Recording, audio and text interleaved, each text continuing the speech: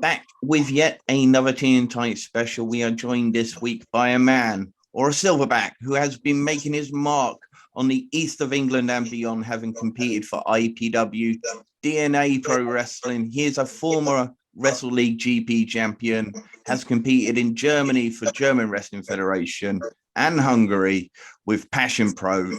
He is the Silverback, Corey McRae.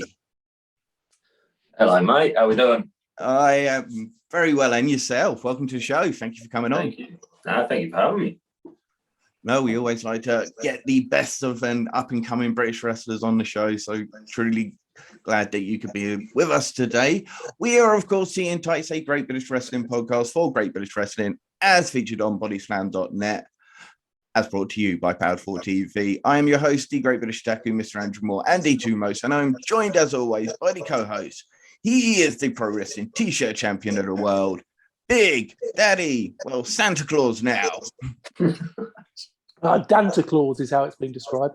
I'm a very happy man. My Paps Apparel dirt cheap T-shirts just arrived. Very nice. A grand total of £5. Bloody Clearance, yeah, can't go wrong. bargain. Excellent. So I managed to catch one of your matches just the other day. It was on DNA Pro Wrestling. It was on Powered 4 TV. And the first thing I picked up as I was going, this guy's got a legitimate fighting background. Could you tell? You could tell by the choice of clothing, the knee pads, Nice. the kick pads, sorry, and no shoes as well, no boots. No shoes. Never ever. And some bloody big kicks. Yes. Always find them there. You'll always find them. So when did you start that, and what did you train in? Oh, I started, when did I, so left school, left college, that had been about 2018, 2017. Started there, started off with kickboxing, done that for a few years, and then sort of blended on my way over to Muay Thai, Brazilian Jiu-Jitsu, the basic ones of the martial arts, and ended up just doing that in mixing with the gym, sort of a rota throughout the week. And I'd be there a couple of times for a few hours each day, every day for the week, pretty much. Yeah. Oh, we were both right then, because Andy thought you did kickboxing and I thought you did jiu-jitsu. So There you go, yeah. Classic. So when did you decide to make the switch over to wrestling? Well, me, I've never really been in, well, as a kid, I was never really into the wrestling, so I never really watched much of it or got behind the hype of it. But one of my friends that you may know of, Harry Mans, he had his pro debut also in Harwich, and I thought, as a friend, I've known him since high school, I'll just go down. I'm free that day, I'll go support him. Went down, match was great. I loved the buzz, the feel of it. And I was like, I'll give it, screw it, let's give it a try. Because I enjoyed doing the martial arts and the kickboxing and all of that. Brazilian Jiu-Jitsu was another thing, but for the striking aspect, it goes against my character as such, but never was a fan of hurting people without a cause, if that makes sense. Yeah. And I saw Harry, who threw a bunch of kicks as well, and I saw that I could take the art side of martial arts with the fancy kicks and the spinning kicks, and could put it into wrestling, which in 2021 we all know is scripted. So I can perform those arts and keep people safe and not hurt anyone, and give it both the best worlds. So I was like, let's give it a try. My mate we were on a night out, and I said I wanted to do it, and he's like, I tell you what, you're going to pick me up and take me to training. That way you have to come to training. So I was like, sweet. Did the training session and then didn't miss one. It was a Friday and a Sunday session, and I didn't miss either one of them for a year and a half. And the only time I first missed training was to do a tour in Ireland. So I literally got hooked on it straight away, pretty much, in a long story there. No, listening to that, it reminds me of when we were talking to Scott Bell about Dynamite. Dynamite Kid, before he got into wrestling, was a boxer, and he didn't like wrestling. He wasn't into wrestling. Went to the catch wrestling one day, And yeah, he got the same feeling. He could hook, he got the gymnastics, he could blend Yeah. his fighting background. And so that's what so it's a very similar story. So it's good to hear. Nice, yeah. Excellent. So we've been talking about making your, what we said, East and beyond, because just 2 years into your wrestling career, you actually made your debut for the German Wrestling Federation. Indeed, yeah. Very, very blessed to be given that opportunity, to say the least. How did it come about? Funny enough, I was just sitting at home on the sofa chilling, and a wrestler and a friend of mine called the Bruce sent me a message and said that he'd been wrestling with him and he couldn't make it. So he put my name forward and said, look, I've messaged the promoter, give him a message and let him know who you are. So I said, thank you very much. I'm going to take this opportunity with both hands. Sent him the CV, my name, introduced myself. And next thing I know, I was getting booked to go over. I think it was a couple months later. They booked me in for. So I didn't have to have that like long suspense wait of it building up. It was literally like booked and gone, which was nice. And you wound it up challenging for the GWF Berlin title against Senator Volta, one of the premier European wrestlers right now. Absolutely, yeah, he's killing it, and rightly so.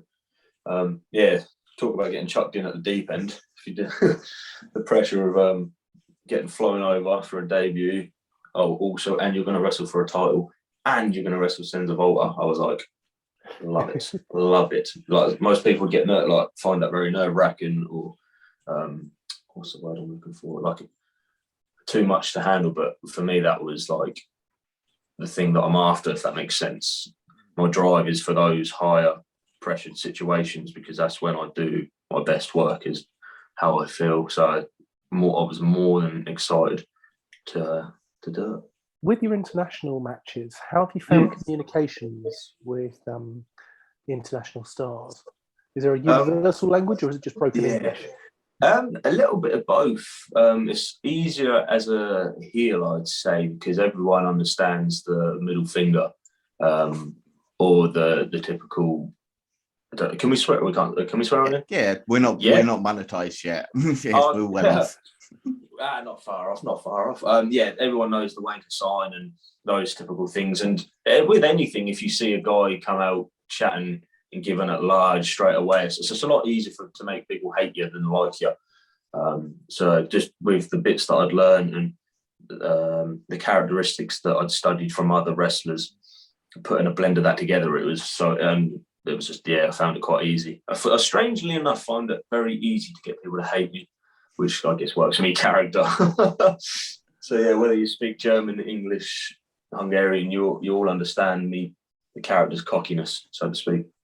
Well, as a bearded redhead normally, yes, matching tree tattoo. Oh no, one of us. I can understand people not always getting on with you. Yeah. Oh yeah, it's a good old combination. Yeah. Speaking of ink, I'm just going to go off on a complete tangent now. You are a heavily inked gentleman. I am indeed. Love the lion tattoo. What was it that inspired that one? That one. Yeah, that's the one. What inspired that one? I always wanted to be covered. I've still got more to come on the body, but I never really knew what I wanted on that, because obviously it's such a big piece and such a not many people have a tattoo in that area. And then obviously the typical, I'm sure you could take a guess at it. When I saw McGregor get his tattoo, I was like, that's a great idea. Obviously I'm already ginger, I can already do the martial arts, and everyone already says about the link of, you want to be him, like this was at that peak sort of thing. I was like, I can't get a tiger, obviously. But my favourite animal is, second to a silverback, is a lion. So I was like, you can get a good quality picture. It's detailed, and it's not a tattoo that can fade or misform with growing throughout age. Like that is unless I was to gain a lot of weight really quickly, it's going to be very hard to ruin that piece.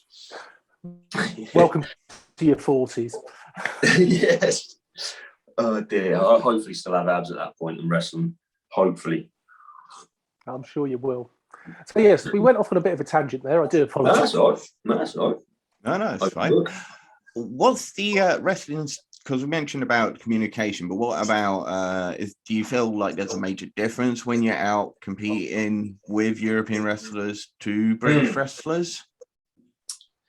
Yeah, sort of. I know sounds like a boring answer, but yes and no, because it's under a bubble of indie wrestling, so it's just like the shines and the cut-offs and the heats and the standard things you would see, but I haven't personally witnessed, like, you have your Japan style, your Mexican lucha style, your British wrestling. So I haven't really witnessed a heavy side in either of those corners. It's thankfully been a very blessed position that it's been a sort of a blend of all of them, if that makes sense. Obviously with Senza, it was very arm drag heavy lucha style. Who else? And then in Hungary, yeah, we've had some in Germany still had some hard hitting, fast paced with a bit of grapple. And then the one just in Hungary, I've had a very Japan style of hard hitting back and forth. So yeah, I've had a sort of a mix of everything, a good amount of different styles. So yeah, let's talk about Hungary then, where you face off against Gulyas Olsik, who typically is a hated heel in Germany, tends to be rough, rugged, maybe not so clean sometimes they tend to try to hint at. But in Hungary, he's a big fan favourite. He is indeed. He's like a hometown hero. Which made my job as a heel that much easier. Like there was one side of the wrestling that we didn't have to worry about because we knew that he'd get over well, and that would help me get heat very well. But I like that. The louder the crowd are, and the more behind the face they are, the more chills and more excitement it gives me to outperform that, if that makes sense. I want you to boo me louder than you cheer him, and by booing me louder makes them want to cheer him louder. So it's a nice circular pattern of everyone winning, really. On that round, I forgot what your question was. Just kind of like what it was like out there. How did you get on? Oh, great. The promotion was incredible. We're seeing a lot of that more now in indie wrestling, of the promotion looking after the talent, with the bottles of water and the food being friendly. It's not as much of a stress environment as it once was, but it was lovely. Hungry, the guys, the promoter picked me up from the airport and explained everything from the get-go. The venue was incredible. It was like in a new modern gym. The ring is the best ring I've ever been in. It was a good sized ring, and it had incredibly thick foam, and then the canvas, and by far the nicest ring I've probably wrestled in for a long time. But generally, yeah, couldn't fault it if I was paid to. Like everything start to finish, paid on time. The wrestlers were nice. Promotion was nice. The venue was nice. Crowd was a lot hot. Couldn't ask more.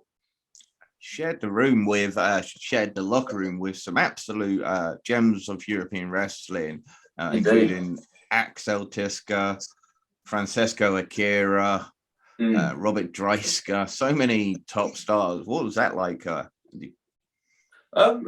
It's going to sound quite bad, and I don't mean it in a disrespectful way. And it's a blessing and a curse, because I don't watch much wrestling, and I never know who is who, unless obviously they're a big name and they've been on your social medias. I never, like in Hungary, apart from the guy that I was known and the promoters and a guy that I wrestled in GWF, I had no idea who anyone was there, which in one way I guess is quite bad and disrespectful because I haven't done my homework, but in a way good because it wasn't like I was sharing a locker room and I knew that everyone was somebody, which then made me have to be somebody, and that put that extra pressure on that I may not have needed.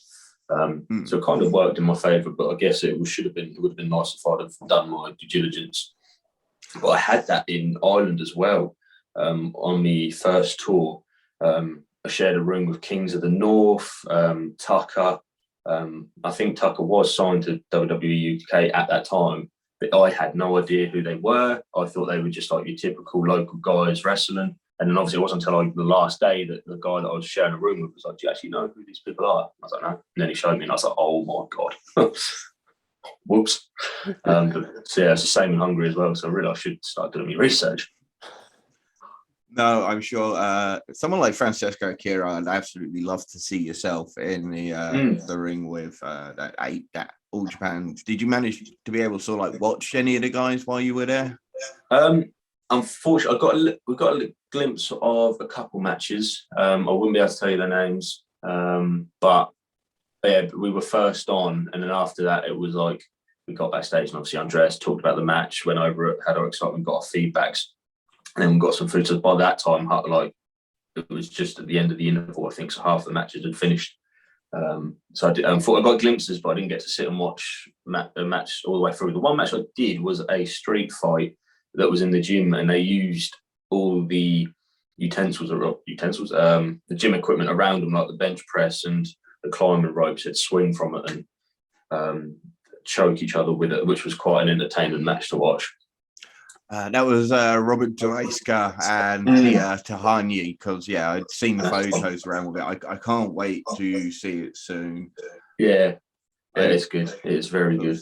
They have the British commentary done by the incredible Dave Bradshaw, we mentioned on the last show. So he's just an amazing commentator. So look forward to seeing your match there.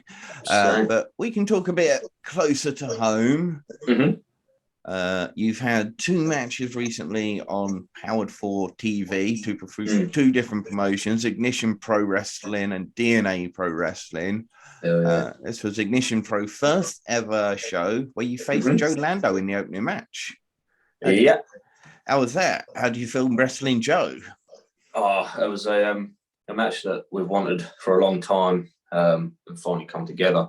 And obviously being Ignite's first show and being the opener, we knew that we had to go in hot and start it right, start it how Ignite want to go on. And it was just as easy as we expected it, because the high flying side of Lando and the striking side of my style of wrestling always, it seems to blend together to put a great match on, because there's so many different counters, so many different moves, and it all makes your job so much easier. And obviously Joe, being as good as he is, just made the night so much easier. Again, another great promotion. He's a very humble young man. We interviewed him a little while ago. He's very nice lad. I thoroughly enjoyed that match on Power 4 TV. The other one that we watched on Power 4 TV was mentioned earlier as well, the 3-way match. Yes. CJ Carter, one of my favourites, I get to see a lot locally. I'm based in Hertfordshire, but he does a lot for UBW. Oh, okay, cool. Nice. And yes, the Tim. Oh God, I've forgotten the other guy's name.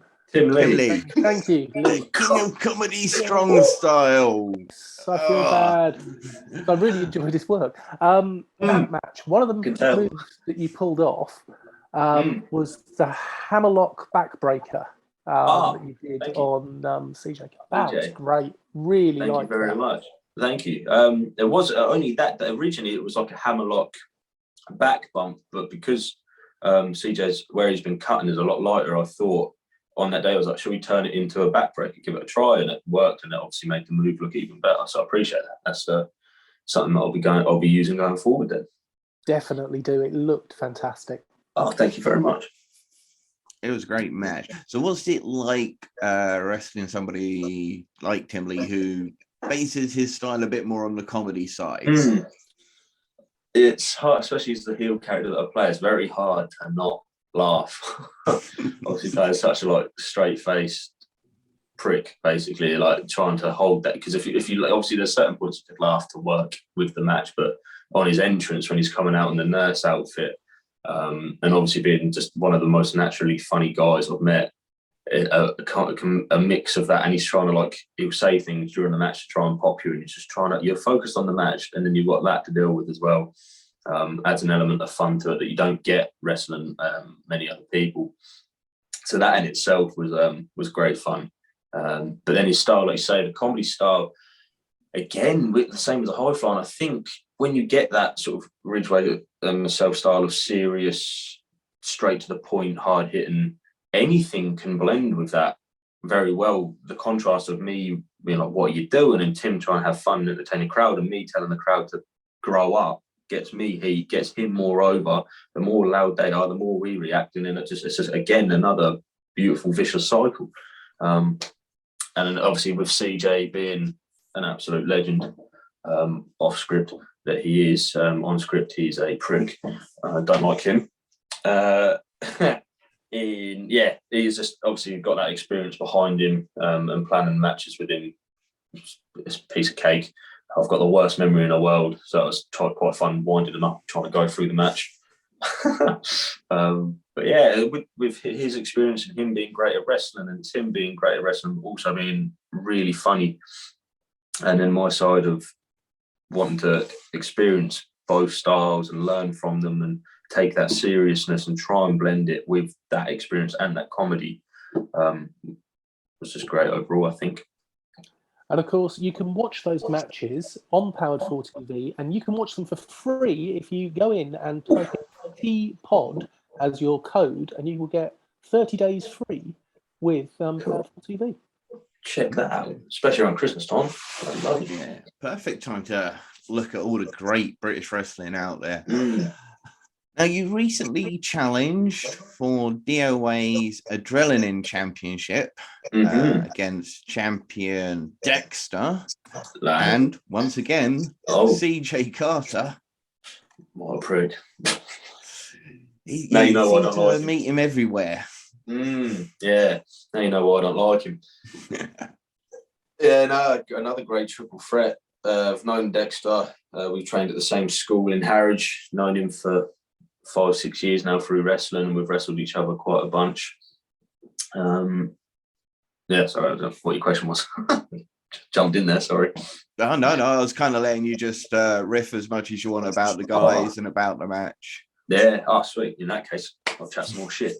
No, it was great. Again, obviously having literally just, I think it was a week or 2 weeks ago, done the triple threat with CJ and Tim at DOA. And there was obviously, as every match, there's always things you want to improve on and do better. So we sort of took I wouldn't say bad, but the things we could have polished in DOA, we then, DNA, took it over to DOA, and then which helped us put that triple threat together, match structure wise, and those things we need to polish. We tweaked those and got them crisp, which made the match as good, I think as good as it was. As it was a hell of a match, I think. Excellent. I think you can check that one out on Fight TV. Now, just before the world collapsed in 2020, you were having a fantastic 2019. We mentioned the fact making your debut with German Wrestling Federation, but as well as IPW as well, where you took on a bunch of great talents, including Progress champion Cara Noir, Simon Miller, RJ Singh, Martin Kirby, Chris Ridgway, RKJ. So you've got some of the best names in wrestling there, and some of the most veteran talent in the UK. Just tell us about 2019, that experience working with IPW, or FNW as they are now in their current form. Yeah, what a year. I don't think it'll be a while before I get a year like that again, I reckon. That was just, I want to say it was too good too soon, but then again, that's that typical thing of thrown in the deep end and learn straight away. That's, for me, the best way you can get better at wrestling is obviously repetition, but wrestling people that are way better, if you get the chance to wrestle people way better than you, because you have no choice but to do it as good as you can to try and match their level so you don't stand out. And by doing that, especially as many times as I had to do that in 2019, without a doubt helped me grow 1, 2, maybe more levels in my skill and craft. And by each and every single one of them, with Cara Noir, learning how important a character really is in wrestling, and paying attention, because even though he doesn't talk, with his acting, his history with acting, that he transferred that over to wrestling, how powerful, even in his entrance. There's only been 2 entrances that have not scared me, but made me realise there is levels to this, and that was Senza and Cara Noir's. And that Cara Noir's was still in bright lights. Normally it's obviously dark lights and the spotlight. If I'd have witnessed that, I think I'd have popped hard, like with a broke character, and just broke down to a massive smile. But yeah, wrestling the people of Kara and taking away his characteristics and learning from that and RJ's history, RJ Singh's history, and what's the word I'm looking for? His like experience. Perfect. Taking that experience and Ridgeway learning obviously in the same sort of style, and how do we make this style work? How do we make it believable? Taking bits from him, and yeah, without it, I would certainly say I was too green to be wrestling those people when I did. But God, am I blessed and thankful that I did get to do that. And I would just love to now wrestle all of those guys again today, and just see how far I've come from them those last times, and see what it would be like now that I have an idea of what I'm doing. Yeah, I did notice on Twitter one of your wish lists is Chris Ridgeway in Japan. Yeah, that is not just like, what's the word here? In no way in the sense of the word fanboy, but like that to me, both our styles in Japan. I would choose that over main event in WrestleMania any day. And I would watch it over a WrestleMania main event any day. Yeah. But to be honest, yourself and Ridgeway, as you can imagine, if you've ever heard, we tend to be a bit fanboy about Chris Ridgeway. I just think he's such a phenomenal wrestler. And again, one of the things I said when I saw you, I was like, he's kind of got Chris Ridgeway vibe about him. I think I'm going to like her, Corey. Nice, we take that. Yeah, it is obviously both wearing pretty much all black and mainly focusing around strikes. I think, thankfully, the only thing that separates obviously is I'm a loudmouth, over the top sort of character, where he is very within himself, straight to the point. So thankfully, at least we've got that, and the fact I'm ginger.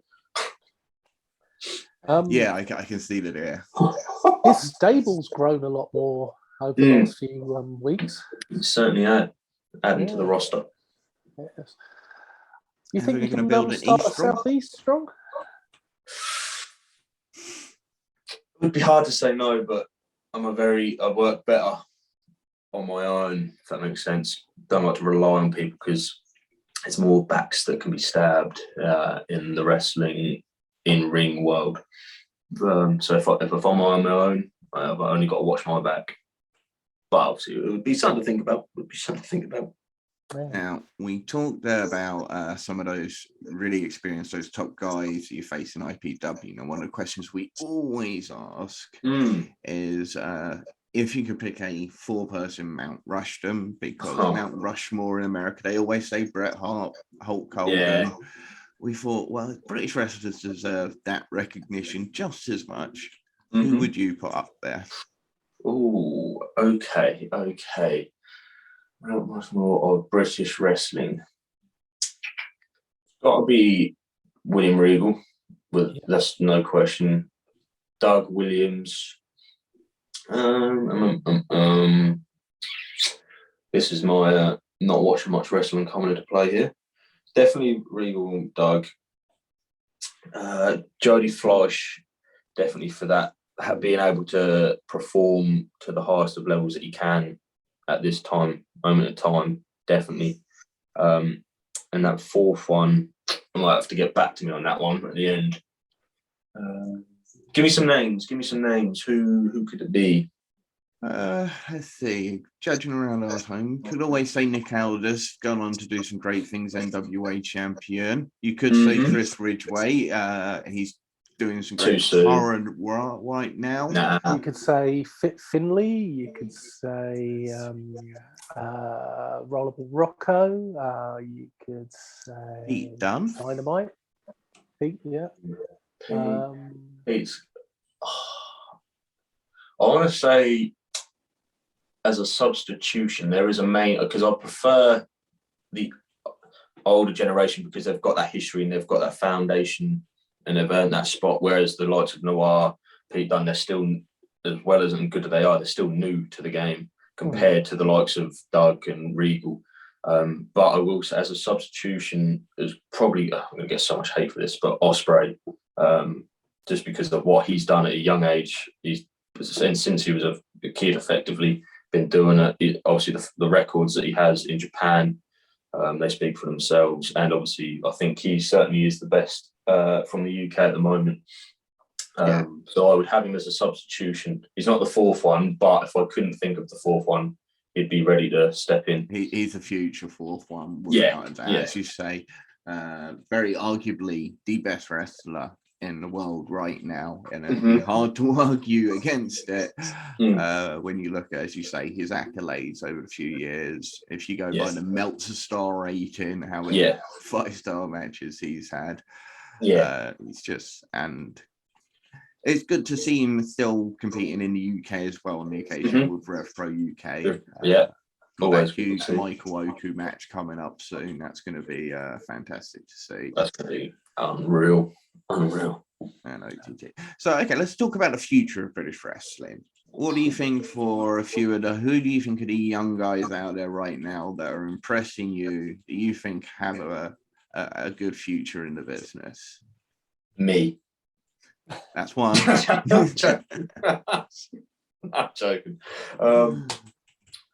Obviously CJ, who's doing bits. Tommy Kyle, he's getting out there now, which is good. It's weird. It's just that everyone's doing so well, which is great to see. I'm trying to think. There's obviously OJMO doing bits at Rev Pro. Callum Newman, obviously, all those like Danny Black, Lando, they're all going to do many good things. It's in good hands, I would say. I certainly would say the UK scene is full of young up and comers, and I'm included in that. Yeah, no, I 100% include yourself in that, and we've been saying it for a while, but right now it's probably got to be the biggest crop of amazing young talent. If I was to, I tried to think of a top 10 for a list I'm doing, and actually just go, oh no, I want him in my list. No, I want him in my list. Yeah, that's it. It's if you get like right now, trying to think of 10 people might be quite hard, but then when you sit there and you actually put a top 10 together, all of a sudden these other names, when you think of one person, another couple names, then it's like, oh, where do I slide you in? And then does that relegate some of the people off the list, or do they have their own things that keep them above that? Yeah, totally get it. It's the top 10 would be very hard. So what would be your preference? A full European tour, a full Japanese tour, or a full American tour? Japan. Didn't even have to finish the question.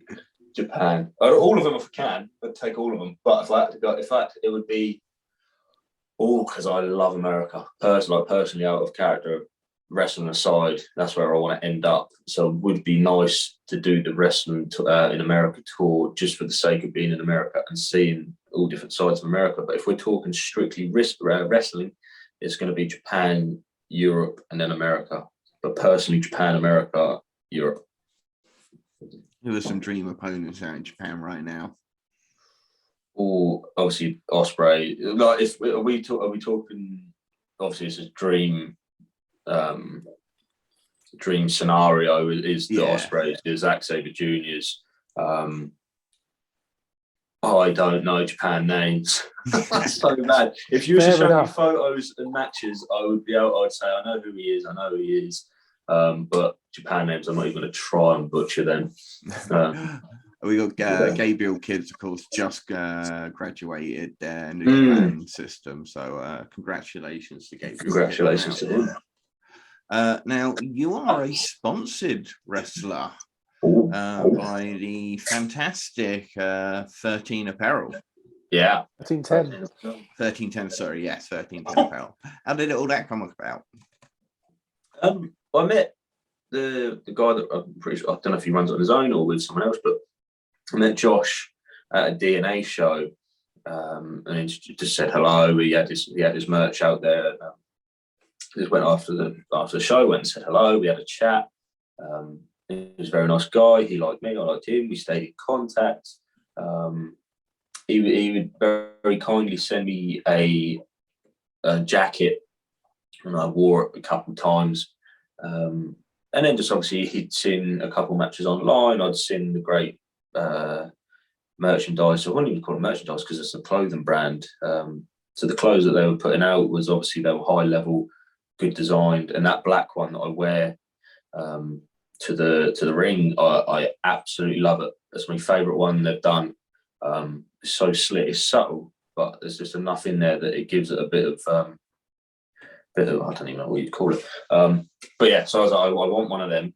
I'm a tight bastard, so I don't want to buy it, but I want one. What can we do that I can get one? And then we just said about the deal of like, if you send me one, I'll wear it. Not that I'm a name or perform in front of a big crowd, but I'll wear it to my entrance. I had worn my hoodie, but obviously it makes me look better. It's more name, more eyes that are going to see it, like for Hungary and Germany. Send me one and I'll wear it. And then it just grew, and then we're like, okay, we might as well sign you at this point. And I was certainly not going to turn down free clothes. So I was like, yes, please. Yeah, and so so among, what was it? Scotty Rourke, Heidi Katrina, Ridgeway. Oh, Ridgeway, yeah. Of course, Northwest Strong. Yeah, the tag team there. Senza Volto. Yeah. So some big names up there with you. Yeah. We're on a list of very talented people, and I'm happy to be on it. Have you got is the Silverback jacket coming? Silverback jacket, what, a little custom bit? We might do. I might have to have a word now you've said that. That's a great idea. It really is a good idea. I'll buy one. Yeah, you can hold me to that. Clip that right there. Tweet it, and we'll see what we can do. Excellent, because you've got a new T-shirt out. I've just seen actually. Yes, yeah, new merch. Happy days. Yeah, new where stickers. Is that available? What's that? And where is that available? That is available on thegear.com. There's links to that all over my social medias. I've just started a big cartel, but I don't really know how that works because I don't get the point of how someone can buy it and then they know how to print the design on the shirt if they haven't got it. There is a Corey McRae big cartel, or the way I prefer it is to DM me the size what you want, and I'll add it to a list of like sort of pre-orders. And then I've got new stickers as well, 500 of them because there's a big Black Friday deal on. I was like, I'll take that. So that way I can give out some free stickers if people do buy from me directly. That way I can keep a list of all of it and keep on track. So you can either DM me to get a shirt, a hoodie, or stickers, whatever you want, all of them, if you really want to be nice, on thegear.com and bigcartel.com. There we go. One of the things you mentioned earlier was the absolutely fantastic ring that you got to wrestle in over in Hungary. What is the worst ring that you've had to wrestle in? Oh, big up LDN. Good old, everyone knows it. Give me the hate, I don't care. LDN, absolutely shocking. The ropes were so loose they might not have been on there. And it was like bumping on cement. But you're not the only person that's mentioned that one. Oh, really? Oh, good. No, fucking sorry. I can't swear. He's not. I can't swear. Yeah, right. LDN. That was. We I got there, and then we walked up to the ring. Like as you do, you put your bags down, you go have a roll around, and I grabbed the ropes, and they just wobbled. And I said, like, when are the ropes getting tightened? And they said that is them tightened. I was like, okay, bunch of rolls today, then, boys. Yeah. The high flyers must hate that because how are you supposed to get any tension on a springboard? Yeah, you are. Might as well just jump on the spot.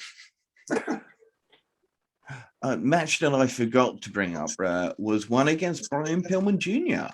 Oh, was that the triple threat with Kip Sabian?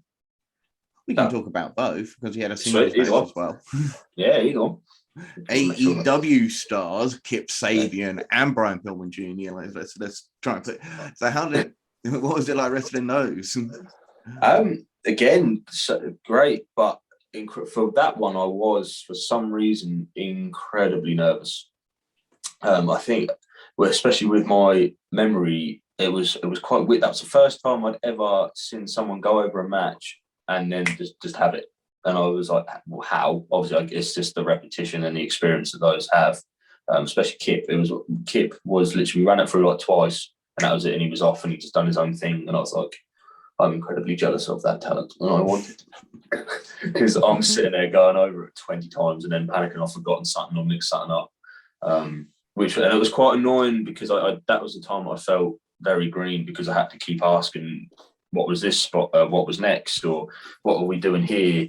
And then especially with like your tags and your three ways and bigger multi-men, multi-woman matches. It's always, I know it's the standard thing, and it's what you learn early on is only remember your parts and when you need to be involved. But for some reason, I just want to know everything that's happening in that match so then I can not control it, but if something was to go haywire, at least I know you were meant to be over here, so let's get you over there, something like that. So I always have to try and remember the whole match, which obviously then doesn't help trying to just remember your bits, really. So that was the time I felt most green because I was like trying to learn everything that Kip's doing and Brian's doing. And then lastly, trying to remember what the hell I was doing, and just went into that match, and I'm pretty sure I only knew half of it and was just winging the other half. So I knew there was points where I had to be outside. I didn't know how I was getting outside, but we ended up outside anyway, and it all went all right. No one really noticed anything, but that was a mental improvement and an experience because it was the first time, ironically, the first time that I was like, because I've wrestled lots of speedball, and his matches are very a lot of action, as you know, you've seen him. He's certainly up there for best in the world right now as well. But yeah, there was a lot in there that I had to remember, but I could do it. But compared to that triple threat, that was the first time I was like, yeah, you've got to improve this and do homework on how to like like remembering cards. Like I'd shuffle a deck of cards and then do the first 3 cards, and then I would learn them off by heart.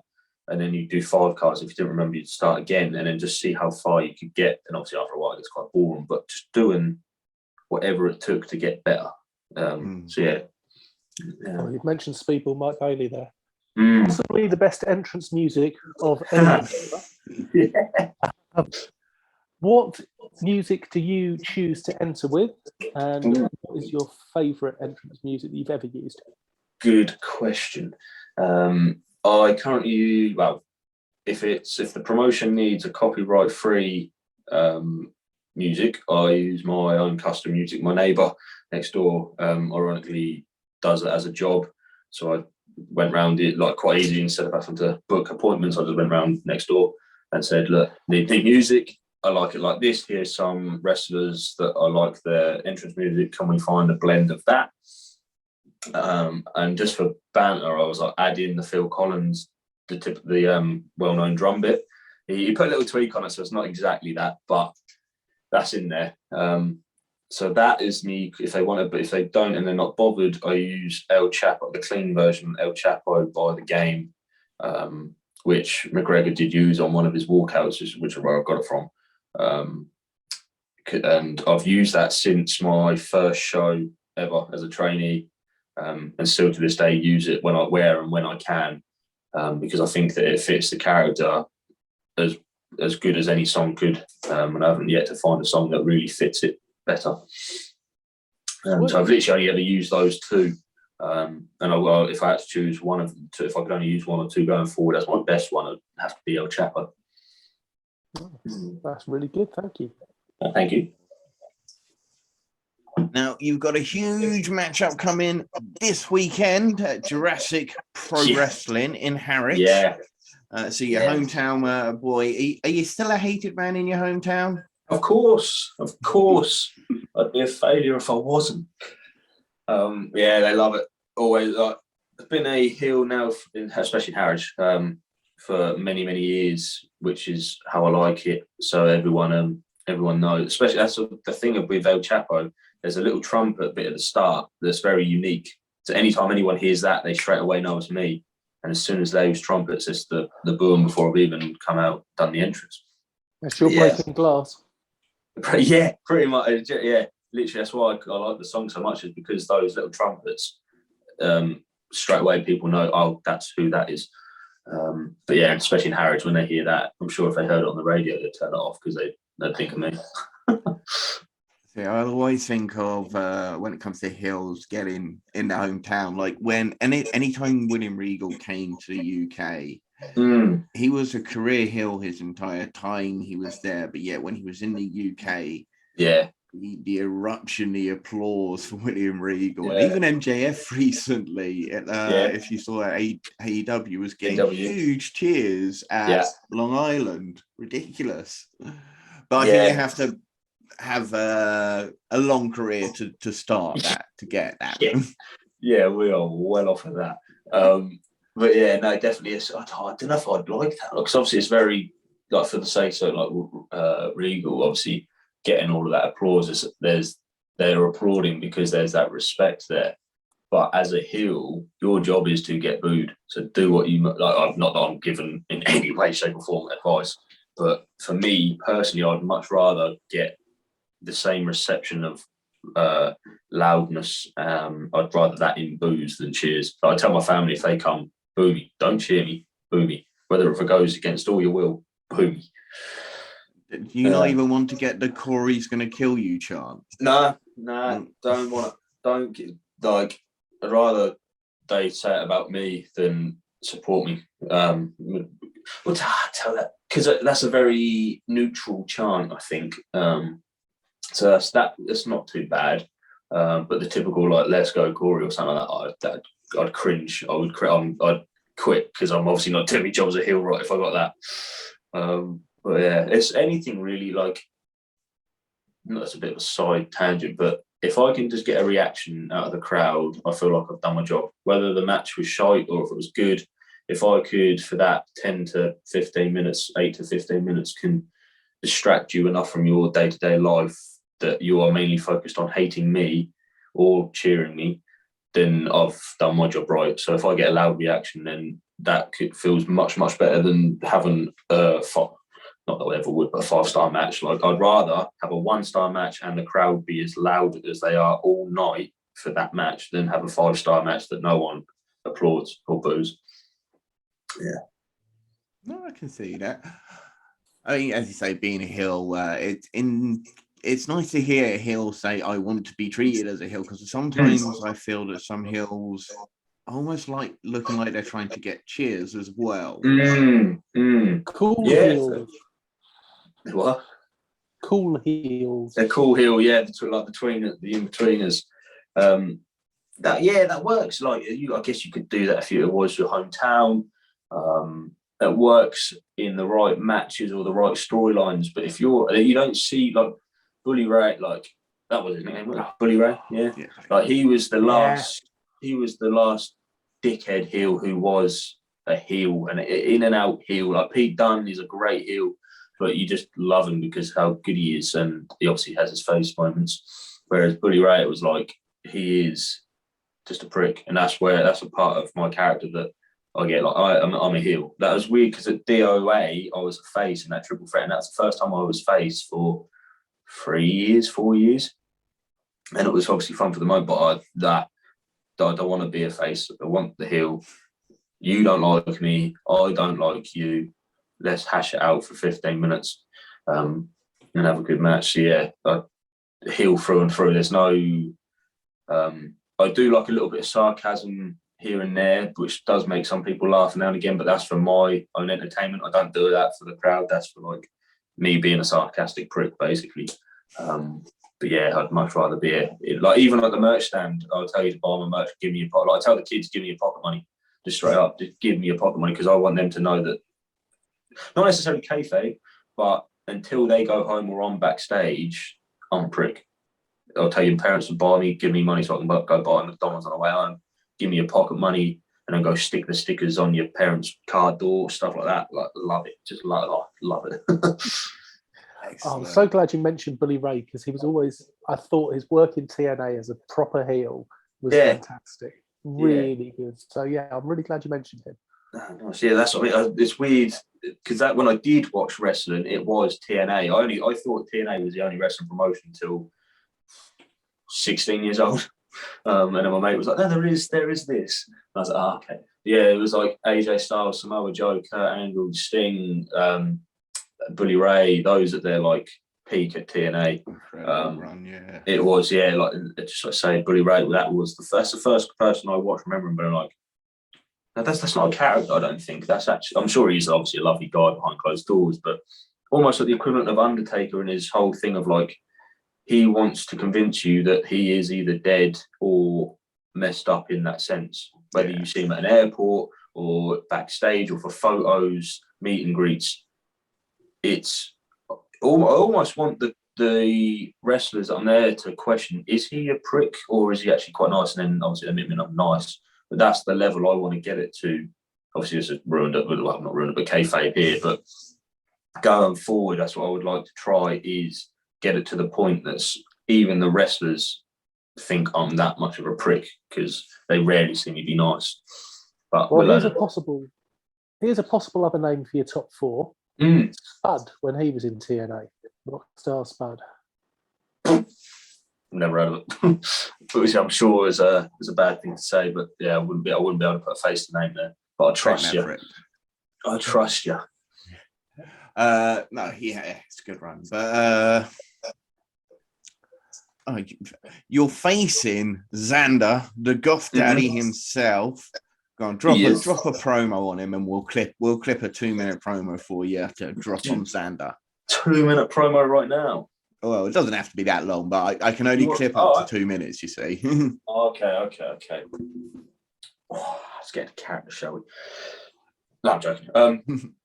Well, it doesn't really matter, to be honest, if it's wrestling Xander, because the result's going to be the same thing. He's going to get his ass absolutely whooped, because I don't care about him or who shows up. I want to wrestle Warren Banks, because I have a point to prove that I am just as good as Warren, and if anything better. But he does not want to sign the contract to say that he will wrestle me at GPW.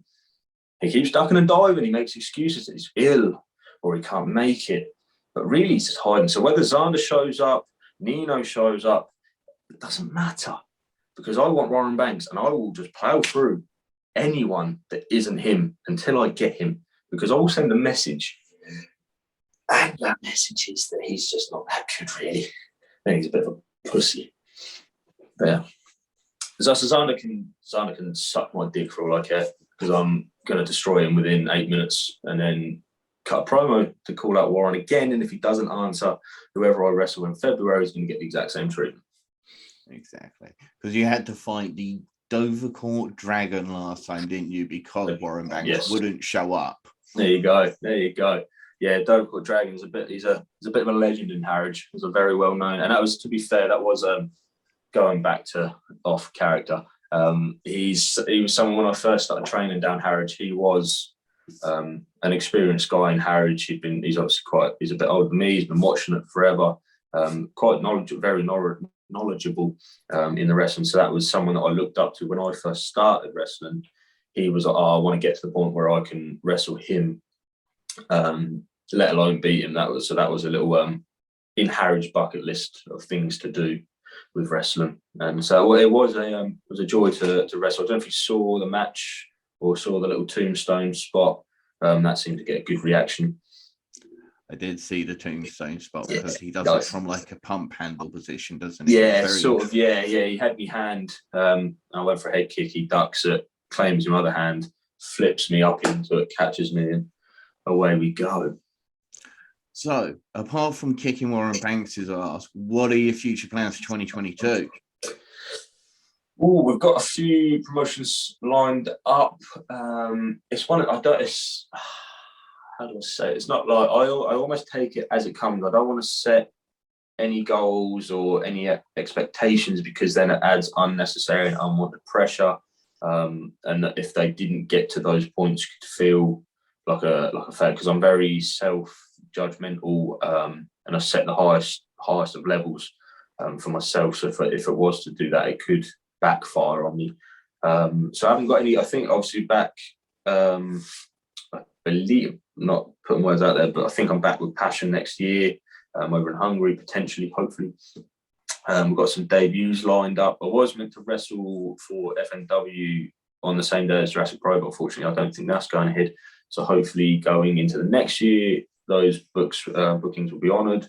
Potentially, hopefully, what else we got? Obviously, Jurassic Pro Wrestling. We've got, if COVID doesn't come in and kick our ass again, that is obviously all under the lid of good old COVID.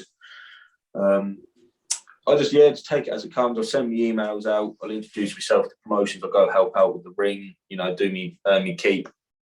And then just ride. Progress is obviously the goal, like your Rev Pro, even a trainee Rev Pro show. Just to be involved with Rev Pro and Progress are the goals in the UK. Obviously, this I think for everyone in UK wrestling.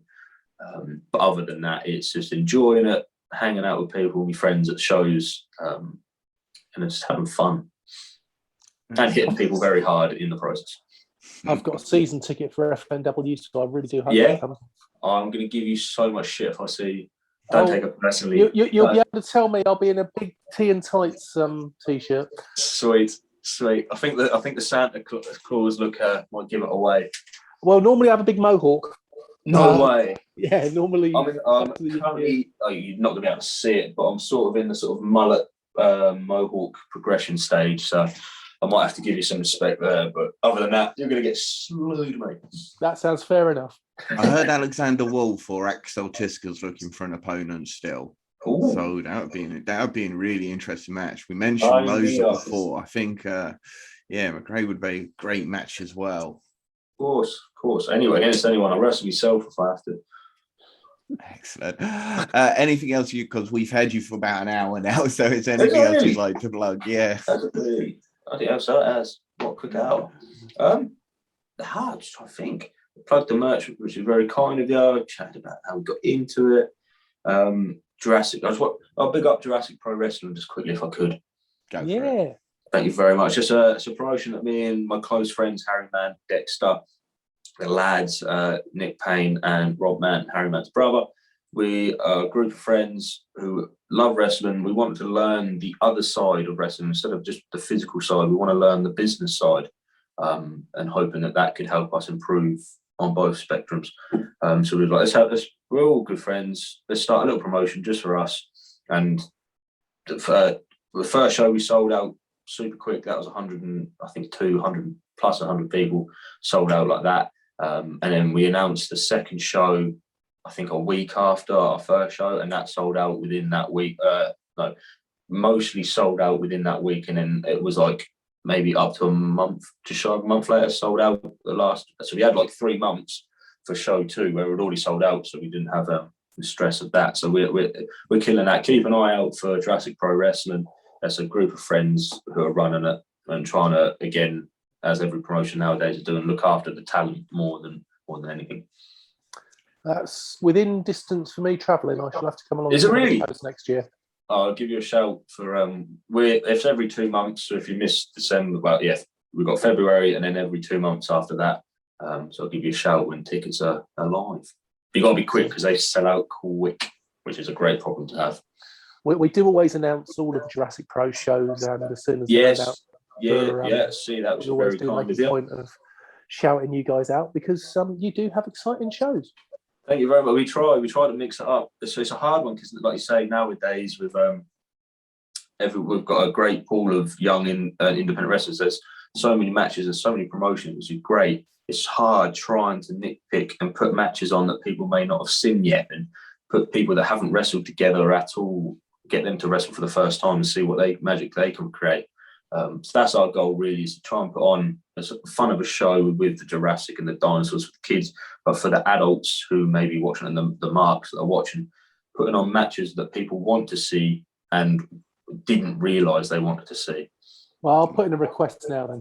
Yeah, go for it. Go on. I'd love to see Maverick Mayhew versus Charles Crowley. Oh, okay. I will message the boys and we'll see what we can do. Yeah. I can see that match being very entertaining. Yeah, very great show. Like that. I'll let the boys know. Indeed. And the Jurassic Pro Wrestling Life Finds a Way. It looks like a fantastic card. Yourself versus Xander. Heidi Katrina versus Evie Madden. You got the Fatal Clawway main event. Dover Court Dragon, Forrest Hayes, Dexter, and Nick Payne. Yeah. Tommy Kyle versus Nino Bryant replacing LK Messinger. Yeah. That'll be good. BDSM versus the lads. And Elijah versus CJ Carter. Now I know our youngest member of Tea and Tights, Jack, is desperate to see that match. So will there be a way to see the match following it? Yes, absolutely. Once the show is finished, our incredible editing team will get right on it, and they'll be free. I think we're working out whether we're going to do individual matches and then the main show after, or whether we just put the whole main show live. But that either way, that match will be free on YouTube to watch shortly after the show.